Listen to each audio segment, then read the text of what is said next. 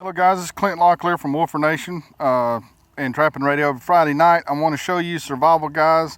Again, thinking a little bit of forehead. If you're forethought. So if you're thinking about survival, food, taking care of yourself and family, sometimes it's a little bit more than having some 550 cord. And I want to show you how that I'm dealing with it in my particular part of the world, so I don't have to worry about it. Now, we've got a pond. Since the water's clear, which I can't believe as much weather as we had, you can see how you have thick stuff growing up on the sides, and then right through here, that's open because the beaver are swimming. And then right here is the snare. Got it blocked down, got some cedars. Now, I did a video on kill poles with deer. Here's another kill pole. Again, this particular kill pole has been here for over a decade.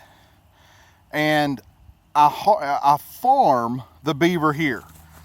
I don't come out and try to catch a bunch of them. So I'll come into this particular spot, I'll catch 2, and then I will leave because they're close to my house, and I look at it kind of as a reservoir of food if I ever need it. Now, if you're going to also catch coon, I could just as easily, this right here is a coon trail. Bobcats and coon and gray fox will wear this out. So I could have snares there. Those are not in season right now. Let's see if I can show this. Right through there is the coon trail. You can see it just as clear as day, at least you can. Hoping you can in the camera. So I can come to this one spot with snares, catch raccoons and a couple of beaver in just a day or so with very little energy. Now, part of the little energy is the kill pole is drove in. It's been here over a decade. I come in, I take 2 beaver a year for my purposes, and I move on. I'm farming these just like a cattle farmer was. You don't go in and kill all the cows in the pasture, then wonder how you're going to make money next year. You farm animals just like you do with cows. So this is one of them. I'm going to show you another one at the top of this little knoll. Okay, I am at the top. Down there is where the snare is I just showed you. You can see the beaver coming up. I'm on a little levee. They're coming right across through here. And there's the snare. You can see how the beaver's going down. I'm not using lure or bait. You can actually see down in the water. It's different colored. Animals are using it. If you can see it in the video, guys, you'll see 2 sticks, one on each side of that light colored dirt. That's probably where someone was catching otter here back when otter prices were higher. Just saying, something to think about. Plus, I'm going to show you why. This, guys, is otter. That's the sign of otter. That's where they're coming up and they're taking a dump. You got all the fish scales and stuff in here. Now my loops, because otter are terrible to eat, my loop is a full 10 inches. Very, very rarely do I have to worry about catching an otter in a snare that big. They'll just jump right through it.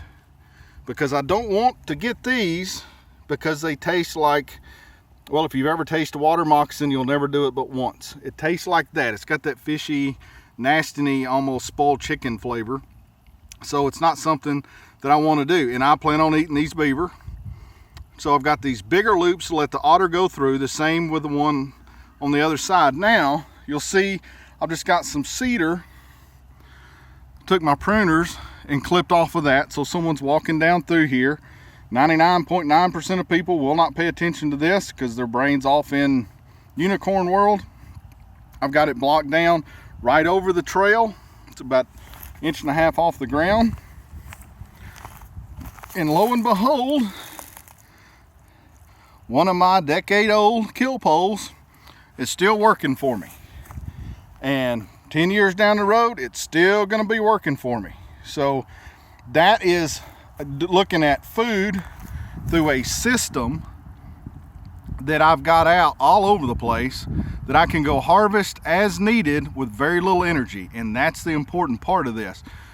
Could you come out here and catch them with another method, like with a great big see, what do y'all people call them things? Oh shoot. You know, the big rock drops on them. You put the figure 4 under there and you drop the rock. I'm having trouble with thinking about what that is. I never use that. Well, beaver 65 pounds times 5, you need 300 pounds of rock to kill one. Is that something that even seems feasible to anybody out there to be dealing with one of those simple triggers with 300 pounds over your arms and hands? I hope not. But this is something that a 5th grader can do and go out and catch fur. That's why this is better, because it's simpler, even though it's more complex in how it works as far as catching stuff, because of the more parts, the cable and all that type stuff.